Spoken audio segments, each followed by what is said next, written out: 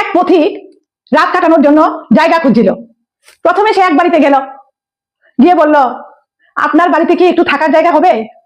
বাড়ির মালিক কইল, না না, আমার বাড়িতে যুবতী মেয়ে আছে। পথিক চলে গেল।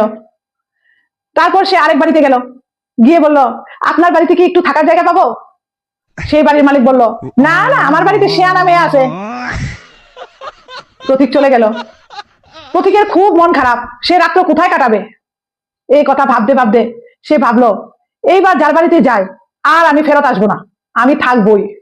এই কথা ভাববা পথিক একটা বাড়িতে গেল, গিয়ে বলল, দাদা, আপনার বাড়িতে কি যুবতী শেয়ানা মেয়ে আছে? বাড়ির মালিক কইল, আছে, তাতে আপনার কি? পথিক বলল, একটু রাত কাটাতে চাই। বাড়ির মালিক বলল, দাদা রে, তোরে রাত কাটাই কইরা পথিকের যা একটা উত্তম মাধ্যম দিল। তাহলে বন্ধুরা, একটা কথার অনেক অর্থ হয়, না বুঝে কথার বিপরীত শব্দ বার করতে নেই।